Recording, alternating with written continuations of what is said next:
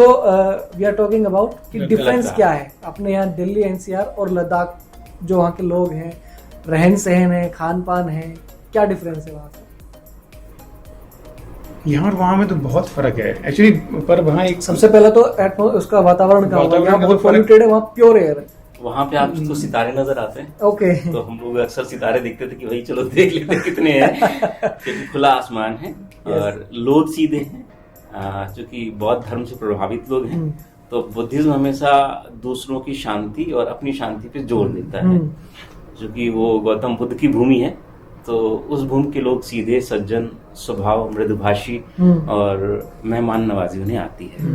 But ये है कि उनसे आप पंगे नहीं लें, जबरदस्ती की मत दिखाएं कि I am from Delhi and I am from Bolero और ये वो, ये नहीं होना चाहिए। आप उनकी भाषा, उनकी लैंग्वेज, उनके सलीके के अंदर अगर आप जाते हैं, आपको पूरा सम्मान मिलेगा।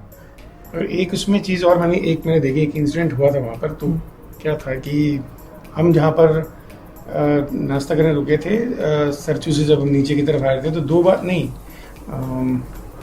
आई थिंक हाँ, सरचू से नीचे आ रहे थे। तो जब हम पहली बार रुके थे, वहाँ पर साइड में एक नदी जा रही थी, तो वहाँ पर कोई टॉयलेट कर रहा था। तो वहाँ पर सेंस ऑफ ओनरशिप है, ओके, जो कि दिल्ली जैसे शहरों में नहीं है, कि अगर कोई गलत काम कर रहा है कोई नहीं कुछ बोलेगा उसको, कर रहा है तो पता नहीं कौन है, ठीक है ना, हम डरते हैं। वहाँ पर उनका सेंस ऑफ ओनरशिप है। उस बंदे ने, वो गाड़ी से आया और वो गाड़ी उसने रोकी और उसने उसको बंदे को बोला कि आप यहाँ पर टॉयलेट मत करो, यहाँ पर अगर टॉयलेट बने हुए, क्योंकि वहाँ रश ज्यादा था तो शायद हो सकता है बंदा चला गया वहाँ पर। तो वो सेंस ऑफ ओनरशिप जो है कि मेरे यहाँ पर गलत काम ना, हाँ, तो कह रहे हम इस नदी, हमने बाद में, मैंने ही पूछा था क्योंकि आप सब अंदर थे जब बारिश भी हो रही थी जहाँ पर। तो वहाँ जब मैंने उनसे पूछा कि ये अच्छा किया आपने किया, कहता नहीं, यहाँ पर अगर इस नदी के आसपास या जो भी नदी है हमारी, वो सब हम पूछते हैं, हाँ, तो जहाँ पूजा होती है वहाँ तो टॉयलेट भी होना चाहिए। तो फिर मैं सजेशन भी दिया है कि इसको, मैंने कहा यहाँ पर कुछ लगाओ तो सही ना, कि ये पूजनीय जगह है, क्योंकि सब जगह ये तो सब जगह चीजें हैं, किसी को कहीं पर भी टॉयलेट आ जाए, नो पार्किंग का बोर्ड तो आपको मिल जाएगा, लग जाए, लेकिन ऐसे बोर्ड नहीं मिलेंगे, नहीं यहाँ पर ये करना मना है। यस, तो ये थोड़ा सा अगर आप करें, कहते हैं ये कहाँ लगाएंगे, तो जैसे ये छोटा सा कोई एक कस्बा है, उसका अपना यहाँ पर भगवान जी है, किसी के कहीं है, किसी के कहीं है, तो कहते पर ये अपने आप सोचना चाहिए कि नदी है, आप प्रकृति के किनारे हैं, तो पर्यावरण को प्रदूषित मत करें। देखिए, आप थोड़ा सा 2-4 किलोमीटर पहले या बाद में अगर आप जा सकते हैं, तो वहाँ छोटे बंजर एरिया में, पंडित बंजर सा जो टाइप, हाँ, जो भी है, उसमें जाके आप कंफर्ट देखें, प्रकृति का कंफर्ट देखें, और फिर उसके हिसाब से आप नेचर कॉल ले सकते हैं।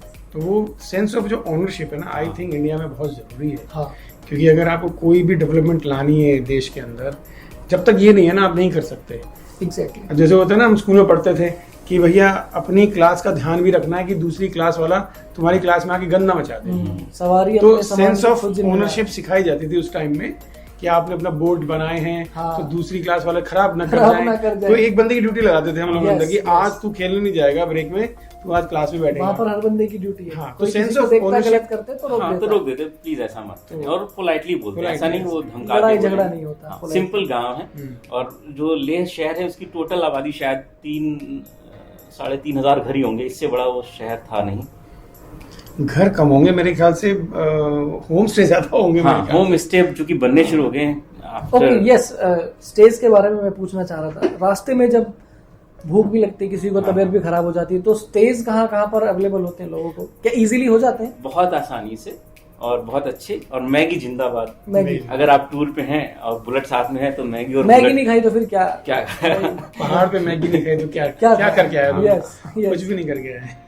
तो खाने पीने, मैं भी एक बार जबलपुर गया था वहाँ पर, तो वहाँ पर एक समुद्र टाइप का बनाया हुआ है जिसे बरगी डैम कहते हैं।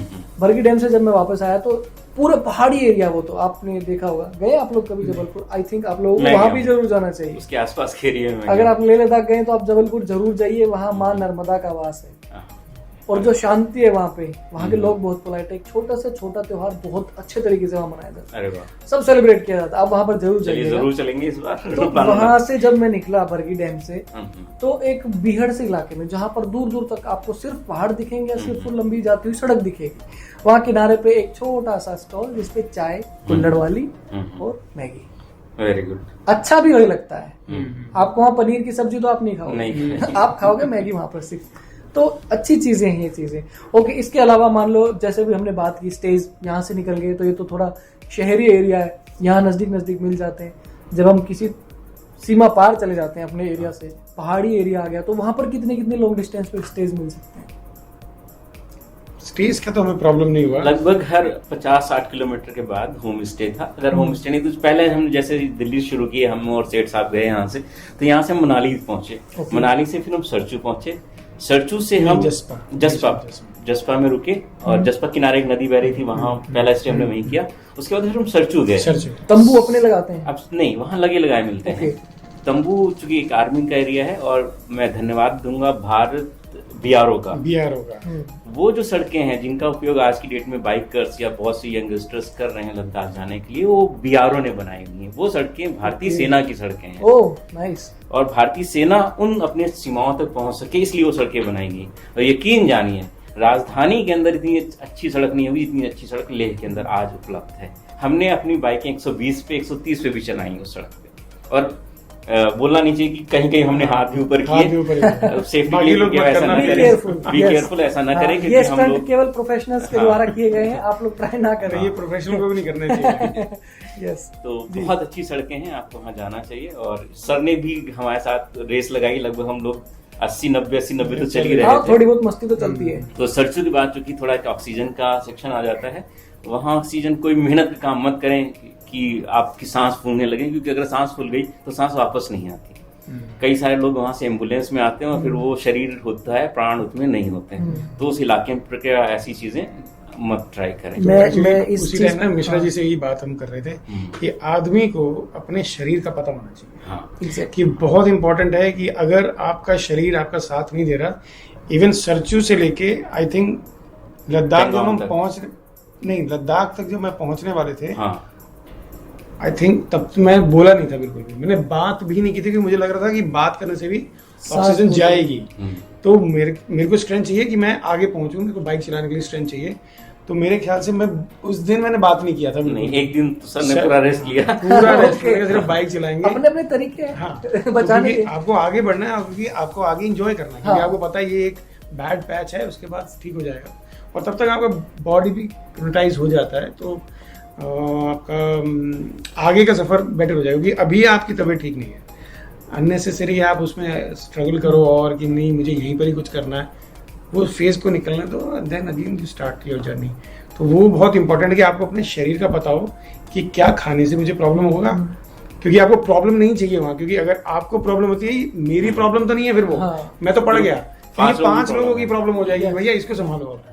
तो वो आपकी अपनी ऑनरशिप होनी चाहिए कि मुझे अपना ध्यान रखना है, कितना खाना है, कब खाना है, कितना खाना है, कब सोना है, कब उठना है, जिससे बाकियों को भी कोई दिक्कत ना हो। ये बहुत एक माइंडसेट बना के जाना चाहिए, और कैसे हम हेल्प करें दूसरों की, ये मोटो होना चाहिए। वो तभी होगा जब आप स्वस्थ होंगे, क्योंकि कई लोग मैंने वहाँ देखे हैं, बाइकर्स मस्तीबाजी में किसी को चोट लग जाती है, किसी की बाइक, फिर वो एम्बुलेंस में ही आते हैं, फिर वो एम्बुलेंस में आए या वो 4 दिन वहाँ और आराम करके आए, क्योंकि छोड़ के तो आ नहीं सकते किसी को। तो बाकियों के बारे में सोच के ही कोई एक्ट करें, क्योंकि हमारे सबसे शैतान बच्चे यही थे, तो हम इनको रोकते रहते थे, मत करो मत करो मत करो। मुझे पहाड़ी दिखती तो मैं चढ़ जाता था। तो आपको इसमें मैं बताऊंगा, भारतीय जो हमारा किचन में सामान होता है, हल्दी, मुलेठी, काली मिर्च, लौंग, तो ये सारी चीजें हेल्प करती हैं। और मैं लेके गया था। तो जब दूसरों की सांस फूलती थी तो मैंने 2 लौंग खा ली, तो मेरी सांस नहीं फूल रही, तो भाई तुम भी खा लो।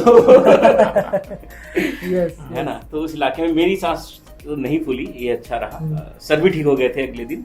और लेक हमने बेस बनाया, जब आप जाएं तो ले के फिर वहां से ले से डिसाइड करें कि 150 किलोमीटर पेंगोंग लेक है या 100 किलोमीटर है, फिर वहां से हुब्रा है, नुब्रा वैली है, तो बहुत सारी जगह हैं। ले तो ले को बेस बना करके, जैसे कनॉट प्लेस में आपने बेस बना लिया, दैट इज ले। उसके बाद फिर आप इंडिया गेट आए, फिर आप चांदनी चौक गए, फिर आप नई स्टेशन आए, फिर वापस ले आ गए। तो इस तरह से हमने ले को अपना बेस बनाया। ओके, मतलब इवनिंग में वापस आ जाते थे, नॉर्मल लेवल पे आ जाता है, इवनिंग में वापस आ जाते थे और दिन भर बाहर घूमे जाते थे। ओके, सो अगर किसी की सांस फूलती है तो उसको कैसे आप लोग कंट्रोल करते थे? क्या कुछ मेडिसिन थी या कोई? सबसे अच्छा लहसुन एक जो होता है अपने भारत में पाया जाता है। लहसुन क्या करता है, आपके बॉडी के अंदर डिटॉक्सिफिकेशन अपने आप पैदा कर देता है, गर्मी पैदा कर देता है। जब वो गर्मी पैदा कर दे तो ऑक्सीजन ऑलरेडी बॉडी खूब सारी खींच लेती है। इसलिए अक्सर जब आपको जुकाम होता है तो घर में माताएं क्या बोलती हैं, भैया 2 लहसुन भून के खिला दो शहद के साथ। और यकीन जानिए हल्दी और दूध तो मैंने, अगर वहां 13 दिन रहे तो 13 दिन मैंने पिया, अगर मिल गया तो हल्दी दूध क्या करता था, जो हमने 400 किलोमीटर या 200 किलोमीटर बाइक चलाई, जो बॉडी पेन है सुबह तक बिल्कुल नॉर्मल कर देता था। सर भी बोलते थे, अरे यार तुम रात को बिल्कुल डिस्चार्ज बल्ब की तरह हो जाते हो, सुबह फिर कूदने लगते हो। क्योंकि 6 बजे के बाद सर्दी पड़ गई कि भैया कुछ पता नहीं क्या हो रहा है। तो बस उन्होंने दूध पीना और रोटी खानी हमने रात को, 2 रोटी जाके।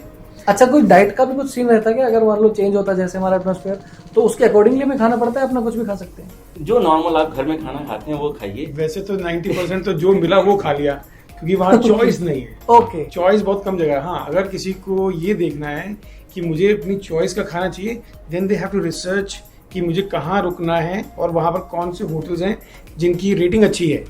फिर खाना सबके को बनाना, जो दिल्ली वाले हैं ना, उनको या तो पंजाबी खाना अच्छा लगता है, तो वहाँ पर जो जिस तरह के मसाले हम लोग यूज करते हैं तड़के वाले, वो चीज वहाँ नहीं है। आलू पराठा, वहाँ सिंपल है, सादा खाना, हाँ, सादा जीवन उच्च विचार। हाँ, बस वो ज्यादा से ज्यादा लोग हम क्या करते हैं, पराठे खाते हैं, वही समझ में आते हैं, आलू पराठे। क्योंकि अगर उनकी दाल भी खाते हैं तो वो अलग अलग तरह की है, मतलब वो टेस्ट अलग ही होता है। हाँ, तो वो हर किसी के खाने का अपना अपना अलग टेस्ट है। तो जितना कम खाएं रात को, तो वही सात्विक वाला बात है कि सुबह आप रज के खा लो, दोपहर को आप ठीक से खाओ, रात को अगर डाइट कर सकते तो कर लो।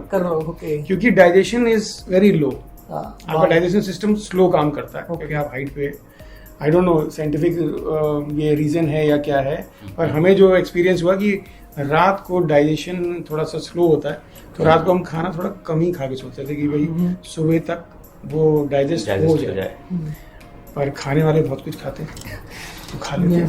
सो काफी सारी चीजें हैं भाई जो ध्यान में रखनी चाहिए। अच्छा, वहाँ पर जगह कौन सी? मंचूरियन राइस भी मिला था एक जगह में, बहुत अच्छा।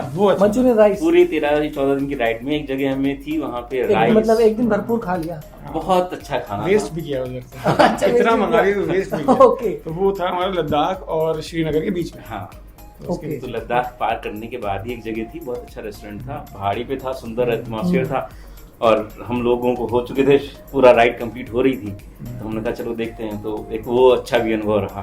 अच्छा, एक बार हम वहाँ पर पहुंच जाते हैं जैसे, तो उसके बाद वहाँ पर जगहें कौन कौन सी जो घूम सकते हैं? एक तो लद्दाख की मार्केट आप देख सकते हैं, जहाँ लिखा है आई लव लेह। ओके, सो पहले हम सोचते लेह लद्दाख अलग अलग जगह हैं, ऐसा नहीं है। लद्दाख एक पूरा जैसे उत्तर प्रदेश है और लेह लखनऊ है, हाँ, राजधानी है। तो राजधानी छोटी सी है, लेकिन वहाँ पे घूमने के लिए बाजार है। कनॉट प्लेस जैसा एक छोटा सा बाजार है, सर ने वहाँ से जो लेह लद्दाख की टी शर्ट, ओके, नाउ मैं समझ गया, वहाँ पर ऐसी मिलती हैं। हाँ, जैसे मथुरा जाएंगे तो वैसी टी शर्ट, जैसे राधा कृष्ण हो गया, फिर उज्जैन जाएंगे तो महाकाल की टी शर्टें मिलेंगी, वैसे लेह लद्दाख में लेह की टी शर्ट। और अच्छे से बार्गेनिंग करो।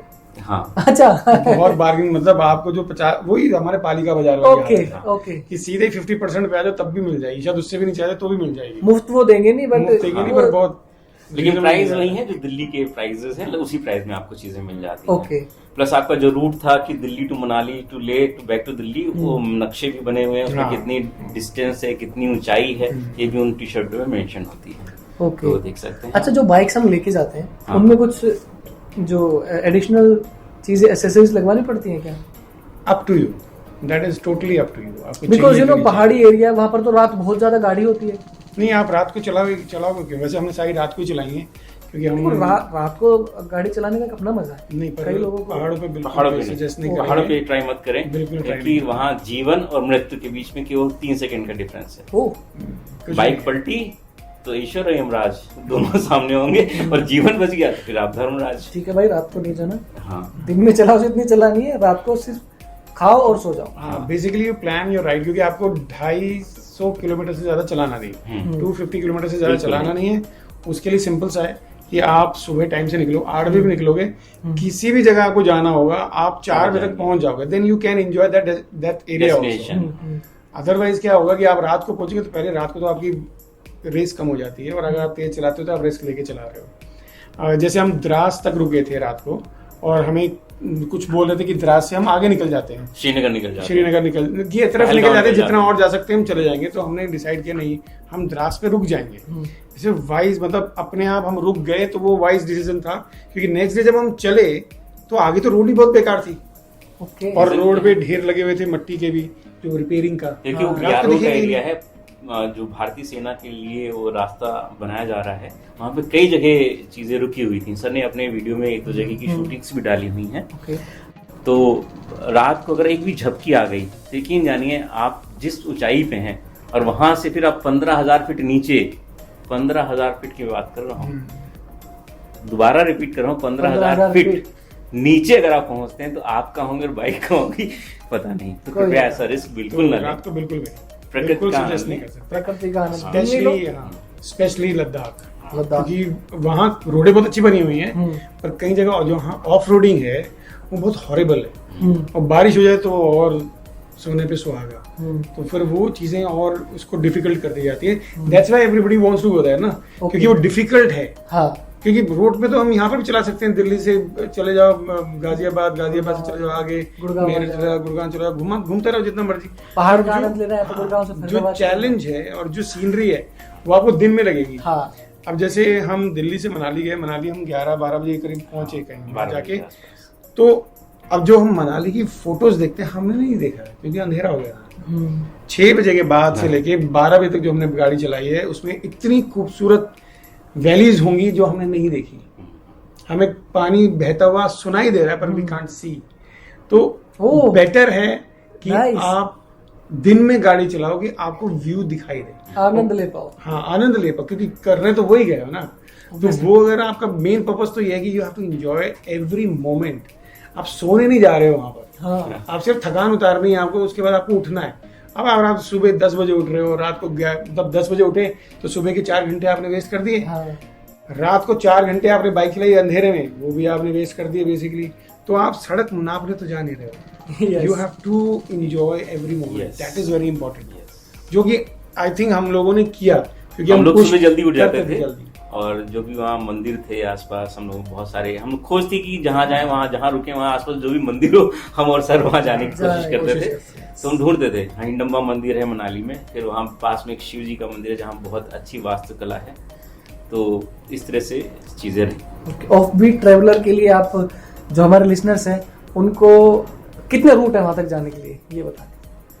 वहां तक पहुंचने के लिए एक जो नॉर्मल रूट दिल्ली से फॉलो होता है उसे बोलते हैं लेह लद्दाख रिटर्न रूट। लोग अक्सर दिल्ली से जाते हैं, जिनको ऊंचाइयों में ऑक्सीजन की प्रॉब्लम नहीं है वो मनाली से जा सकते हैं, जिनको ऑक्सीजन की दिक्कत है वो कश्मीर से जाएं। क्योंकि कश्मीर से जाने में आप सीधे ऊंचाई से सामना नहीं होता आपका। लेकिन जैसे आप मनाली से अटल टनल पार करते हैं, अटल टनल को इस तरफ जो मौसम है वो अलग है, और जैसे ही आपने टनल पार करी तो आपका तेज ठंडी हवाओं से सामना होगा, और यकीन जानिए आपको फ्रिज में बंद कर दिया गया है। और इधर आप क्या थे, इधर आप अपने दिल्ली में बैठे हुए हैं। तो दिल्ली में बैठना और फ्रिज के अंदर बंद हो जाना, इतना फर्क आपको अटल टनल पे। अटल टनल भी काफी लंबी है, काफी लंबी, 7 से 8 किलोमीटर। हाँ। तो अभी तो टनल एक्चुअली टनल मेरे ख्याल से अवॉइड करनी चाहिए, मेरे ख्याल से ऊपर से जाना चाहिए, क्योंकि एक्चुअली नेचर तो वही है ना, वहाँ तो फिर वही सीमेंट और कंक्रीट दिखेगी।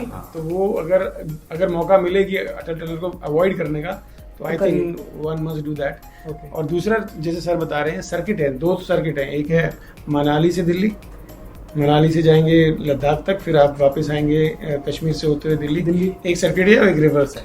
ओके, 2 सर्किट तो यही हो गए। तीसरा हो गया, जैसे कई लोग आजकल कर रहे हैं कि सीधा यहाँ से फ्लाइट पकड़ रहे हैं, वो पहुंच रहे हैं, वो सीधा लद्दाख पहुंचते हैं, वहां से कोई भी बाइक रेंट पे लिया बाइक, तो वो आगे घूम घाम के वापस आ गए। तो ये सबसे शॉर्टकट है। और जो फैमिली वाले हैं वो भी यही करते हैं, बाय फ्लाइट गए और वहां से कोई कार वार बुक करा और वो पूरा पैंगोंग वगैरह सब घूम घाम के। वहाँ पे रेत का भी वो है, वहाँ रेत के पहाड़ हुंडर, हाँ, बहुत अच्छी जगह, बहुत अच्छी। मतलब हुंडर में आपको जगह लगेगा नहीं मैं पहाड़ पे हूँ, आपको लगेगा राजस्थान में हूँ। और आश्चर्य है कि वो रेत आई कहाँ से, वहाँ कोई नदी नहीं है।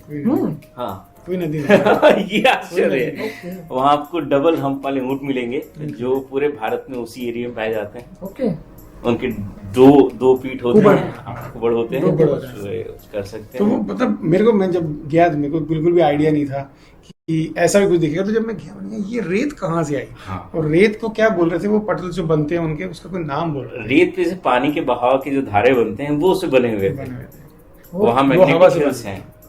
और जैसे आपने बताया कि लेह लद्दाख के लिए तो 13 दिन का नॉर्मल रूट होता है ये, कि 13 दिन में आपको 13 जगह रुकना है और 14वें दिन आपको दिल्ली वापस आ जाना है। वो चाहे आप इधर से जाएं चाहे उधर से तो बेसिकली अगर आप मनाली से, जैसे आपने बोला, तो पहला मनाली, पर मेरे ख्याल से मनाली और दिल्ली के बीच में एक हॉल्ट होना चाहिए क्योंकि वो बहुत लंबा स्ट्रेच है। लंबा पड़ जाता है। 3 बजे निकले थे और रात को 12 बजे पहुंचे थे, तो सोचो अगले दिन की राइड की तो वैसे ही हालत खराब हो जाएगी। तो एक हॉल्ट ले लेना चाहिए, पर हमने नहीं लिया था। तो मनाली रुके हम, मनाली के बाद हम गए जसपा पे हम रुके, जसपा से हम गए सरचू से हम गए लद्दाख से हम गए हुंडर से हम गए पेंगोंग से फिर हम गए वापस लद्दाख, नहीं, तांस्ते विलेज में रुके रात को। उसके बाद हम लद्दाख से फिर वापस कारगिल से होते हुए द्रास रुके। द्रास के बाद हम श्रीनगर रुके। श्रीनगर से फिर आपके पास 2 चॉइस हैं कि या तो आप जम्मू रुक जाएं, और एक्चुअली जम्मू रुके, या आप वहां से पठानकोट निकल जाएं। तो अगर आपको जम्मू सोने जाना है तो बेटर यू गो पठानकोट, तो आप दिल्ली के और पास आ जाओगे। तो अगर आपको जम्मू घूमना है तो you have to spare 1 more day. तो अगर नहीं है तो आप सीधा पठानकोट आइए, पठानकोट से आप अगले दिन दिल्ली। तो बड़ा छोटा सा लगा नहीं? वही मैंने कहा ना, आसान है बोलना आसान है, मैंने स्टार्टिंग में ऐसे बताया था। Okay, so offbeat traveller के लिए एक अपने टिप्स, जो वहां पर जाना चाहते हैं नए यूथ जो फर्स्ट टाइम जाना चाहते हैं, उनके लिए क्या एक टिप्स देना चाहेंगे? सिंपल है, if you want to enjoy travelling तो यू मस्ट गो। जैसे अभी सर ने भी हमें बोला फलानी जगह जाना, तो हमारे दिमाग में चल रहा है कब छुट्टियां होंगी कि वहां निकलेंगे हम लोग। तो अगर इस तरह की भूख है तो ट्रैवलिंग करो, अदरवाइज आप लोग बोर हो जाओगे। हाँ, टाइम वेस्ट होगा। हाँ, तो अगर आपके अंदर वो भूख है, अगर आपको इच्छा करती है घूमने की, आपको नई जगह, नए लोगों से मिलने की, नए दोस्त बनाने की अगर इच्छा है, तो ये आपके लिए है। Otherwise you find something else. Yes. देखिए, अभी आपने देखा 2021 में एक सज्जन जो है कलकत्ता से लेह लद्दाख साइकिल से गए। यस। तो उनसे एक यूट्यूबर ने पूछा कि आप यहाँ कैसे पहुंचे इस खारडुंगला की चोटी पर। तो उन्होंने बोला यहाँ पहुंचने के लिए हौसले चाहिए। मैटर नहीं करता कि मैं बुलेट से आऊँ या मैं साइकिल से आया हूँ, यहाँ पहुंचने के लिए हौसला चाहिए जो मेरे पास। हम अक्सर कहते हैं एक चीज की उड़ान पंखों से नहीं, हौसलों से होती है। तो भारत बहुत अच्छी जगह है, और भारत में किसी भी बर्फ देखनी तो पासपोर्ट नहीं लगेगा। अगर आपको समुद्र देखना है तो पासपोर्ट नहीं चाहिए। हाँ। लेकिन ये पूरी धरती पे किसी और देश में सुविधा उपलब्ध नहीं है। अगर आप साउथ अफ्रीका में हो और आपको नाइजीरिया जाना है तो आपको पासपोर्ट चाहिए। वहां से कांगो जाना है, बिल्कुल बगल में, पासपोर्ट चाहिए। इवन आपको पाकिस्तान जाना है तो आपको वीजा और परमिशन चाहिए, जो कि अपना बगल का हिस्सा था। ठीक है, तो भारत के अंदर अगर आपने भारत नहीं देखा तो कुछ नहीं देखा, और घूमना चाहिए। बाहर घूमने से अतुल्य भारत, आपका माइंड, विजन सब ब्रॉड हो जाता है, संकीर्णता से आप बाहर आ जाते हैं। यस, ये है अपना भारत। तो अगर आप प्लान कर रहे हैं बाहर जाने का, तो जो असेंशियल चीजें हैं सर ने बताई, उनको प्रिपेयर कर लीजिए। और भाई खतरनाक स्टंट वगैरह मत कीजिए, जितना हो सके नॉर्मल चलिए, है ना, एंजॉय कीजिए। और ज्यादा 150-200 भगाने की जरूरत नहीं है। और ज्यादा तेज भगाएंगे तो देख ही नहीं पाएंगे, क्या कुछ नहीं देख पाएंगे। फिर एक ही चीज दिखेगी, अस्पताल की खटिया। देखिए, मैं इस पे कहना चाहूंगा, रॉयल एनफील्ड का एक साउंड है, धक धक धक, तो उसकी स्पीड है 60 से 80 के बीच में। अगर दिल को इतनी इससे ज्यादा धक करने लगेंगे तो या तो वेंटिलेटर पे होंगे या फिर मशीन है। तो अगर रॉयल एनफील्ड से जा रहे हैं तो आप रॉयल हैं, और राजा और हाथी, तो हाथी के साथ चलिए, पूरा समाज एंजॉय करिए। तो बहुत बहुत शुक्रिया आप लोगों का आने के लिए, और एक ये नए टाइप की चीज हमारे लिसनर्स को और हमारे जो व्यूअर्स हैं उनको देखने को मिलेगी। तो बहुत बहुत शुक्रिया। बहुत बहुत धन्यवाद।